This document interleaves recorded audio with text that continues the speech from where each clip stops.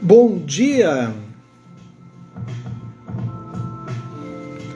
Começando mais um Despertando com Dharma, dia 19, segunda-feira.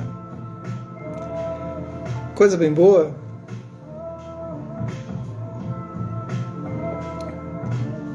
Bom dia, Mauro. Bom dia, Ana Tereza. Como vão? Como passaram o final de semana? Bom dia, Cris. Oi, Aline. Passaram bem o final de semana? Oi, Isis. Adriana, bom dia. Estamos ouvindo Saudades, Saulo von Sannhausen. Bom dia, Rúbia. Bom dia, Maria. Ele tem um nome artístico como Saudade. Essa nova MPB, assim, a música se chama Cicobenzaprina, 5mg. Olha que bacana. E essa que está cantando agora é a Luísa Caspari. Bom dia, Isa. É a nova MPB. Vem com uma roupagem bacana. Tem várias músicas bacanas dele nesse álbum aí. Tem outra que é Afago, que é bacana, legal mesmo. Tudo bem com vocês? Como é que foi o final de semana? Tudo tranquilo? Descansaram? Se divertiram? Se exercitaram? Eu até tentei sair, mas estava muito frio. Bom dia, Úrsula. Jacobs. Que espetáculo.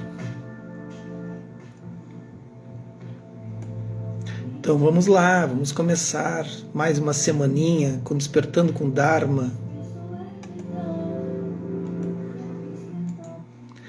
Foi bom então, Ana Tereza? Que ótimo. Então a gente está lendo A Beira do Abismo. Quem está entrando agora, John Halifax, e quem vai ouvir depois, né? Sabe que tem gente que vai ver esse vídeo depois no YouTube ou no IGTV. Então a gente tem que dar os créditos. Então, A Beira do Abismo, John Halifax. Editora Lúcida Letra. Sigamos. A gente parou na página 80. A gente está falando sobre empatia. E agora a gente vai falar sobre empatia emocional. Já estão com o caderninho apostos à mão, canetinha, lapisinho. Vai anotando os insights assim. Aqui dizia de cicobenzaprina, 5mg. Até fui pesquisar o que era. É o nome da música, viu, gente? A gente não está dando receita de remédio aqui. É o Miozan, é o nome. Então pode ser. Mas sabe o que me chamou a atenção, Mauro? Porque ciclobenzara, né? E o tibetano não consegue dizer Vajra, né? Então ele diz benzara. E tu sabe disso, né? Claro. E aí então o benzara é o Vajra, né? É o diamante, é o que corta a ignorância com um só golpe, assim. Interessante, né? E aí tava ali, por isso que me chamou a atenção o nome da música, mas daí eu fui ouvir, achei muito legal. A gente vai olhar aquilo que a gente quer ver, né? Isso é o aspecto iludido da mente, de uma certa forma. A gente só olha aquilo que a gente quer ver. A nossa mente, ela nos ilude, gente. Ela nos ilude completamente. Por quê? Porque ela só quer a sobrevivência dos genes. O único objetivo da gente estar aqui é perpetuar genes. Aí... Agora quando tu for receitar isso, já diz, isso aqui é o Vajra cortante. Isso aqui ele vai ser um raio. Aí tu já pode recitar o mantra também, o Guru Benzara, né? Om Ahum Benzara Guru Pema Siddhi Hum, né? Om Ahum Benzara Guru Pema Siddhi Hum. Aí vai, né? Aí já tem o Siddhi no meio ali. Cortar o samsara, ciclos, é exatamente. Empatia emocional. A forma mais familiar de empatia é a emocional. Compartilhar a experiência emocional de outras pessoas requer a capacidade de acolher a experiência de outra pessoa sem objetificá-la. Trata-se de nos permitirmos ser habitados pelos sentimentos de ouro, embora às vezes a um grande custo para o nosso próprio bem-estar. Ontem eu estava em aula, tarde toda, um pedaço da tarde, com o pessoal do Zen, né? E aí o monge pega e diz, assim, quando tu lê um texto, tu não tem que estar explicando o texto. Se ele vê, eu lendo. Que já deve ter visto. Aí eu pensei, disse, pá. E tu sempre acha que é pra ti, né? Mas daí eu logo comecei a me explicar, assim, né? Porque tu não tem que explicar, tu tem que ler só. Tu não tem que colocar as tuas opiniões no texto. Tu apenas leia o texto, né? Mas aqui é outra coisa, né? Eu combinei com vocês que eu leio e comento. E comento cada bobagem, às vezes que não faz nenhum sentido, eu sei. Mas aí tirem, podem. Aí uns vão dizer assim, bem conversinha de tiozão, já ouvi isso, o pessoal dizer, pode falar à vontade, não tem problema. Eu mesmo faço auto-bullying, não preciso. Trata-se de nos permitirmos ser habitados pelo sentimento do outro, embora às vezes há um grande custo para o nosso próprio bem-estar. Todos os anos, tenho a oportunidade de conhecer muitos aldeões nepaleses que frequentam nossas clínicas nômades no Himalaia. No outono de 2015, perto da vila Yalakot, em Dolpo, Nepal, sentei-me com uma jovem cujo nome era Pema. O marido a carregara nas costas por uma trilha íngreme. Pema é Padma, né? Mesma coisa. O marido a carregara nas costas por uma trilha íngreme, sinuosa e poeirenta. O Augusto é de fé, não, ele está ali. É que tem um... Lá vai bobagem. Quando tu entra pro tal, tu é obrigado, para passar no teste, a ouvir o gesto. Tu conseguir aguentar uma semana de bullying, aí pronto. Aí tu pode entrar no tal. Então ele está passando pela aprovação dele. Ele bota, ele deve tirar o som, ele tira o som, já deixa, fica só aquela voz assim, ó, na tela dele. Não, Augusto. Olha, já vazou. Capaz, não, Augusto não, querido. Não faria isso comigo. Então, o marido carregara nas costas por uma trilha íngreme, sinuosa e poeirenta, até a clínica médica do Upaya, nessa remota região do Himalaia. Ela caíra do telhado de sua casa algumas semanas antes e fora gravemente ferida, incapaz de se mover do pescoço para baixo. Já pensou? Pema estava profundamente retraída. A estupefação parecia ter transformado seu rosto em uma máscara sem expressão. Imagina a dor dessa criatura. Durante a avaliação longa e cuidadosa de sua situação por nossa equipe, senti meu próprio peito apertar quando propusemos que ela fosse removida para Katmandu. E aí está a Ruby ali, ó, né, a chefa, ela fica ali só chulhando, como a gente diz aqui no sul. É só observando. Eu disse, Jeff, não faz assim com os integrantes do tal. Ah, eu faço. Agora é tarde. Faço até com a chefa. Não vou fazer com eles. Bem capaz. Onde poderia receber um tratamento médico mais adequado. Eu estava sentindo sua resistência, seu medo e seu desespero. Enquanto nossa equipe médica discutia as opções, ela e o marido conversavam baixinho. Eles então nos contaram a história de um aldeão com uma lesão semelhante que havia sido levado para Katmandu e ali morreu. Ela também estava preocupada com o custo, apesar de termos nos oferecido para cobrir todas as despesas. Quase sussurrando, ela também nos disse que não queria comer nem beber, pois era difícil para ela urinar e defecar. Ah, tadinha, né? Sabendo disso, nós a medicamos para melhorar o apetite. E uma enfermeira de nossa equipe ensinou o marido de Pema a passar uma sonda e aplicar um enema. Tu não tem limites, diz a Rúbia. Por que não consigo ver a linha que traça esse limite? Tá, tem limite, sim, claro que eu tenho. Só que a minha abrangência de limite é maior. Eu tenho um círculo maior. É por isso. A enfermeira também o ensinou a cuidar das escaras de Pema e compartilhou com ele ideias sobre como aliviar seu sofrimento físico e emocional. Uma hora depois, nos oferecemos para ajudar Pema a voltar para sua vila. Mas ela e o marido disseram um silencioso não. Os companheiros da aldeia foram buscá-los. Colocaram Pema nas costas do marido ansioso e esse pequeno grupo subiu lentamente a trilha em direção às suas casas. Que história. Olhem só o que vai acontecer. Fiquei ali em pé, em nosso acampamento, enquanto essa humilde comitiva desaparecia na distância, à luz suave do entardecer. De certa forma, fui junto com eles. Eu poderia ter me sentido soterrada com o que experienciei, com o desespero de Pema. Ela não quis ser tratada. Meu coração estava pesado. Então, quem está chegando agora está falando sobre a empatia emocional. Meu coração estava pesado, mas também me senti muito presente.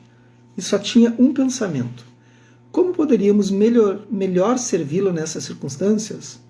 Ao final, senti que nossa equipe havia feito o melhor possível e fui desacelerando, mantendo-me aterrada, sendo honesta e atenciosa sem exagerar e nem pressionar Pema a aliviar nossas próprias preocupações em resposta às circunstâncias dela.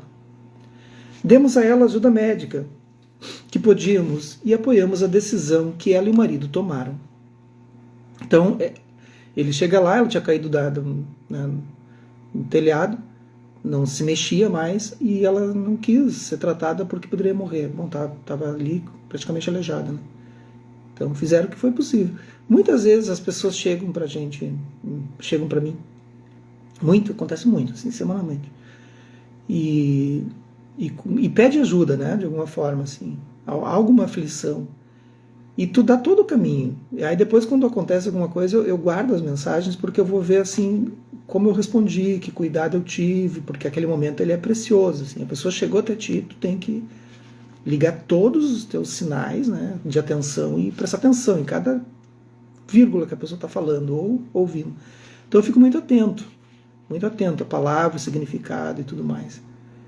E depois, quando acontece, como aconteceu agora há pouco tempo, aí, essa semana, na verdade, aí eu vou lá reler, assim, deixa eu ver o que eu perdi, mas não adianta, a gente não perdeu nada. A verdade é que as pessoas, elas pedem ajuda, mas depois não avançam, sabe, no que é proposto. E aí eu vi ali, bom, fiz tudo que podia fazer, né? O próximo passo é da pessoa. Então essa empatia emocional, a gente tem que ter o cuidado de ir até um ponto em que aquilo também não vai me causar algum problema, como eles ali, eles foram até um ponto, eles mostraram, olha, tu pode fazer isso, isso e isso, né? Às vezes não podem pegar a pessoa à força e injetar medicamento, e como eu injetar qualquer palavra ou qualquer coisa ou ação. E aí às vezes acontece, e às vezes acontece quase o pior, assim, porque é o caso de agora, assim, quase o pior, quase, foi ali, mas paciência. Permaneci estável na presença de Pema e fiz uma distinção clara entre o que eu sentia que estava acontecendo dentro dela e o que estava acontecendo na minha própria experiência. Essa distinção entre o eu e o outro tornou possível evitar ser dominada pelos sentimentos do outro. Também tinha consciência de que, de fato, não sabia o que Pema estava experienciando, mas podia imaginar e ter alguma noção. Claramente, eu não podia assumir nada e precisava respeitar o que nunca poderia saber. Agora vai dar polêmica aqui. Agora vai dar polêmica. Porque vocês sabiam, eu li aqui, está escrito, e ontem eu li num outro livro também. No outro livro dizia esclarecer. 2020, esse aqui é 2021. E está escrito claramente. Vocês sabiam que agora não pode mais usar a palavra esclarecer, que não é politicamente correto? Aí tá ficando complicada a coisa. Eu tô dando uma pausa dramática, porque a Carolina, a Rúbia, todo mundo da Gorete, aí, o pessoal da polícia, eles. O pessoal da Gestapo, eles já disseram assim, ó, tu tem que parar quando tu percebe que tu vai falar alguma coisa que vai dar polêmica, vai dar bobagem, para, segura. Então eu vou parar. Isso sou eu parando. Não pode mais usar esclarecer e claramente. Pesquise aí, dona Cristina, porque senão eu vou falar e daí eu vou me comprometer. Claramente, esclarecendo então essa questão, eu não podia assumir nada e precisava respeitar o que nunca poderia ser. Não, mas eu entendo, é claro. Só que a gente fala claramente no sentido de trazer luz àquilo, tá? Isso também é impermanente, é verdade. Não, trazer luz. Trazer luz a essa questão, assim. É nesse sentido, tá? Só nada sem confusão. Hein? Ó, a Mauro e a Cris que ficam aí gerando, botando lenha só para me ferrar depois para. Aí tem uns. A Gestapo vai ali, ó, nessa parte aqui tu tem que cortar essa tua live. Não, mas tá certo, as pessoas têm que me chamar atenção, porque eu venho de uma geração, gente, agora falando sério aí, nós vemos uma geração que algumas coisas já não cabem mais nesse momento. Então, às vezes, passa completamente desapercebido. Só que eu jamais vou deixar de tratar as coisas com bom humor. Entendeu? Mesmo que isso possa me causar problemas. 2 anos depois, no outono de 2017, nossa equipe retornou a Yalacota. Olha o que acontece agora. Perto da vila. A trilha junto ao rio fazia uma curva acentuada à direita em um pinhal. E, para minha surpresa, lá estava a Pema, magrinha e apoiada sobre uma bengala. Seus olhos estavam cheios d'água quando me cumprimentou. Seu marido a abandonara. Mas com o retorno do seu apetite ao normal, sentia-se mais animada. Seu irmão a levou para fazer uma cirurgia na Índia e algumas funcionalidades haviam sido recuperadas. Nós duas compartilhamos a alegria de termos nos encontrado novamente. Se naquela época ela tivesse seguido a orientação da equipe, né? O marido não teria abandonado, não teriam... Capaz ela não edita os vídeos, eu tô brincando. Não, ela me chama, ela me traz à luz algumas coisas que às vezes passa desapercebido. Tá, Cristina? Para de botar lenha na fogueira, Cristina Wolff. É o próprio lobo. Então, ela poderia ter usado, né, na época, não estaria com a bengala agora. Internalizar a dor e o sofrimento de outra pessoa pode nos ajudar a entendê-los ou pode nos sobrecarregar e nos ferir. A empatia do tipo que experienciei com Pema era uma mistura de amor e sofrimento. Com Pema, minha resposta foi caracterizada pela preocupação e pelo cuidado e consegui distinguir a experiência de Pema e da minha. A empatia emocional saudável contribui para um mundo mais solidário, pode nutrir a conexão social, o cuidado e o insight. Mas a empatia emocional não regulada pode ser fonte de angústia e de esgotamento. Também pode levar à desconexão e à apatia moral. Empatia não é compaixão. Conexão, ressonância e preocupação podem não levar à ação. Estão vendo aqui? Conexão, ressonância e preocupação podem não levar à ação. O problema da empatia é que ela, quando tu te envolve, tu acaba não tendo a ação. Diferente da compaixão, que tu toma o distanciamento e aí tu vai agir. A empatia faz com que tu esteja no mesmo nível do outro, de vibração. Como é que tu vai agir se tu está sofrendo com o outro? Né? Aí não tem como. Mas a empatia é um componente da compaixão, e um mundo sem empatia saudável, creio eu, é um mundo desprovido do sentimento de conexão sentida e coloca todos nós em perigo. Essa é a empatia emocional. Então a gente leu a empatia emocional, agora a gente vai ler a empatia cognitiva, e ontem a gente leu a empatia somática. Tá? Então são os 3 tipos de empatia que ela vai trazer para nós aqui. Quem quiser saber, daí ouve o vídeo de ontem, né? Ou compra o livrinho. Mas daí não vai ter as minhas interferências.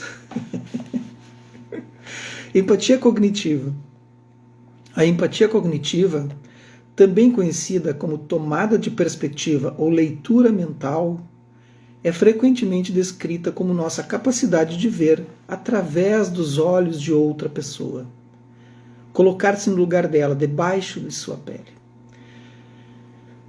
Então aqui no budismo, agora indo para o tibetano, né, que seriam os 5 Budas, né? Então 5 sabedorias. Então a sabedoria do espelho e a sabedoria da igualdade, que é tu colocar-se no lugar do outro e olhar através dos condicionamentos do outro, olhar através da lente que o outro está olhando. Tu não necessariamente está...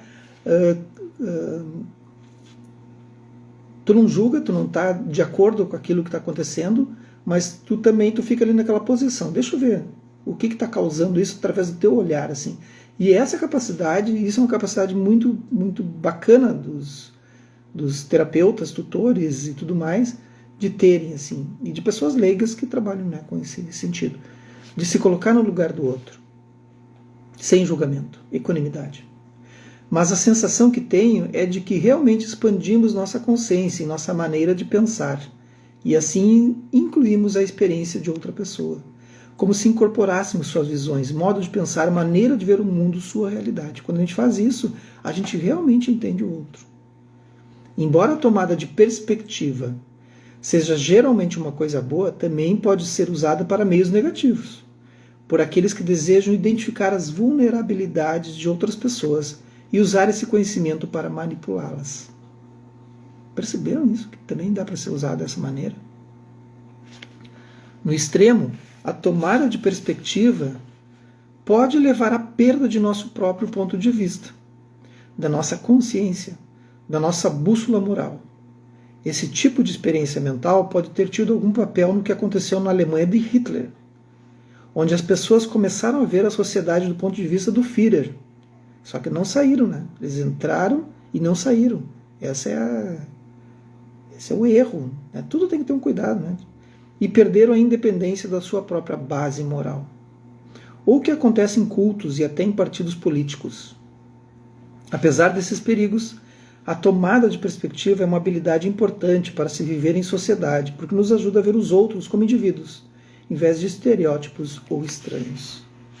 Se a gente não entender que isso é um jogo, que tudo é ilusório, e que tu está num campo, num quadro, né, uma quadra de jogo, que é a vida, tu tem que entender isso. Se tu não entender, e daí tu começa a tomar partidos ideológicos, políticos, religiosos, gastronômicos, seja o que for. Quando tu entra nessa bolha, pronto. Ao tempo que tu acha que tu está iluminado, naquele momento tu estás aprisionado. É o momento que tu te aprisiona, quando tu diz, eu sou desse grupo, eu penso assim, esse é o grupo, agora encontrei, pronto, todo o resto, naquele momento tu está aprisionado. Não, isso é uma forma, não é. É prisão. Lembro de uma situação perigosa em que consegui estabelecer uma conexão com a pessoa, em vez de considerá-la os outros. E a tomada de perspectiva pode ter salvado minha vida. Vou terminar essa aqui. Olha a história dela. Em 1969, eu estava com 1 ano, atravessei o Saara sozinha, dirigindo um ônibus Volkswagen. Olha o que essa mulher fez, gente. Foi uma jornada longa e árdua, acho que ela tem uns 75 anos agora, eu acho. Dirigindo horas a fio, escorregando e afundando na areia, metade do tempo sem saber para onde estava indo. Na fronteira entre a Argélia e o Mali, me vi cercada por soldados argelinos enfurecidos. Foi mais do que um pouco preocupante. Percebi que uma mulher ocidental com longos cabelos loiros era um alvo perfeito para alguém que queria causar problemas. Minha adrenalina foi às alturas quando um dos soldados gritou ao seu superior para vir até ali olhar aquela dona estranha em seu ônibus Volkswagen. Quando o homem se aproximou do meu ônibus, eu o incluí espontaneamente em minha consciência. De repente, quando ele começou a me interrogar, senti como se estivesse olhando através dos seus olhos. Não tive tempo de pensar na situação. Traçar uma estratégia não era uma opção. Em vez de sucumbir a projeções negativas sobre ele, nas quais ele poderia me considerar uma vítima e tratar como tal, senti que ele era parte de mim e me senti segura. Parecíamos ter uma conexão bem frágil, enquanto eu respondia respeitosamente às perguntas dele, ou seja, ele estava fazendo o trabalho dele. Dizendo a ele, meu parco francês, que eu era antropóloga e estava atravessando o Saara para chegar ao Mali. Em questão de minutos, para meu alívio, ele me liberou para dirigir durante toda a noite e adentrar aquele mundo vasto e arenoso. É muita coragem dessa mulher. Cerca de 1 hora depois, o ônibus parou naquela imensidão sem trilhas. Eu não conseguia dirigir mais sem desatolar o ônibus da areia. Felizmente, estava longe daquele desolado posto do exército e sozinha na escuridão. Tive tempo para refletir sobre o que acabara de acontecer e percebi que aquele momento de muita proximidade com o oficial comandante provavelmente havia evitado uma situação desafortunada. Entendi que não tê-lo tratado como o outro e não tê-lo visto como uma ameaça ou um inimigo foi o melhor que poderia ter acontecido. E isso foi possível por causa do momento misterioso em que os olhos dele se tornaram os meus. Não queria que ele me visse como uma vítima, mas como aliada, e queria seguir meu caminho. E segui. Bacana, né? Já viram o que ela fez? Gente, atravessar o Saara de ônibus. Pensa, naquela época, com aquele tipo de veículo daquela época de 69. Não hoje que tem tração nas quatro, não sei o que, aí faz o que quer, né? Eu acho muito impressionante. Aí ela vai contar uma outra história amanhã, ocorrida durante a guerra do Iraque. Ajoelhem-se, diz a história de amanhã, dirá a história de amanhã. Ok? Vamos fazer uma breve pausa antes de começarmos a nossa semana. Vamos dar essa pausinha. Nossa praticazinha da manhã. Lindo, né, Ana Tereza? Já pensou? Então faça uma inspiração profunda pelas narinas. Quem está chegando agora, estão sentados. Apenas desencostem da cadeira, as costas eretas, as mãos podem estar acomodadas no colo, descansando, relaxando. Quem já está acostumado com a prática, entre na postura. Quem está deitado, continue ou sente na cama. Faça uma inspiração profunda pelas narinas. Solte pela boca num suspiro longo, soltando completamente o corpo.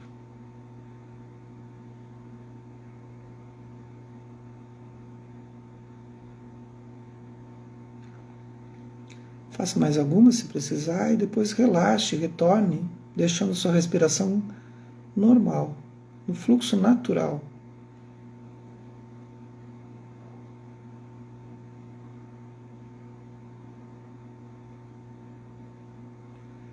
Veja como está seu corpo agora.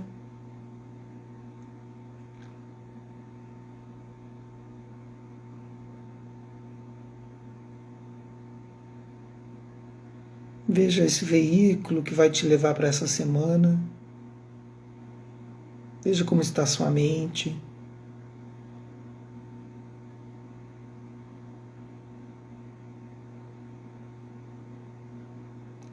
Observe aspectos mais grosseiros da mente do corpo, como tensões ou ansiedade ou letargia da mente. Se identificou alguma ansiedade, observe as suas reações hoje durante o dia.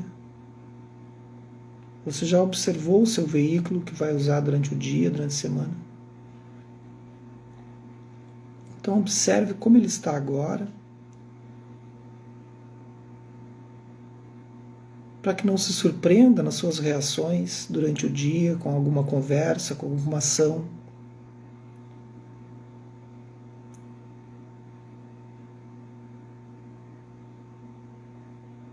A gente aprende a identificar como está o nosso estado de corpo e mente, para que a gente possa utilizá-lo durante o dia, sem surpresa, sem prejudicar o outro ou a si. Se pelo contrário ele estiver letárgico, mais sonolento, sem ação, sem desprovido de atitudes, observe como isso poderá lhe prejudicar.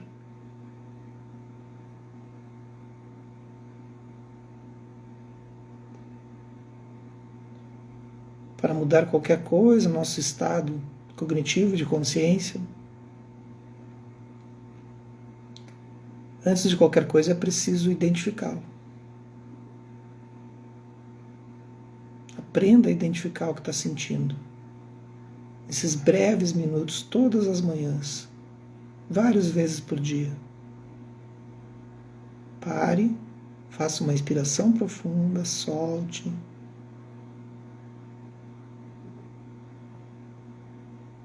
Cada célula do teu corpo, a forma como tu respira, estará te mandando alguma informação. Tu tem que aprender a ler essa informação.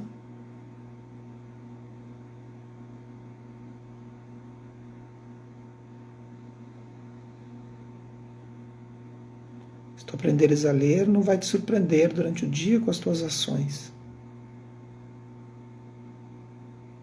pode ir mais longe, avisar as pessoas, tu não está acostumado a ler. Pode avisar, me sinto um pouco ansiosa, um pouco deprê. Então, qualquer coisa que eu diga nesse momento pode não ser verdadeira. Ou aprenda a observar e não reagir a esses impulsos.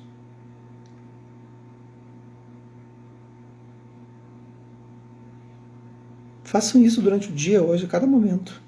Façam um escaneamento do corpo, parem por 3 minutos, várias vezes, assim, algumas vezes durante a manhã, durante a tarde. 3 minutinhos, gente, é o suficiente. Para quem não está fazendo práticas intensas, contínuas de 20, 30, 40 minutos. Então faça aqueles minutinhos, se observe, uma pausa, uma parada para tomar um café na beira da estrada. Entenderam? E aí soltem, digam, bom, tá tudo ok, não tá ok. Entenderam? Então que os méritos desse nosso encontro, dessa nossa prática se expandam e toquem a todos, e que nós possamos nos tornar um caminho iluminado. Um bom dia, uma boa segunda e até amanhã.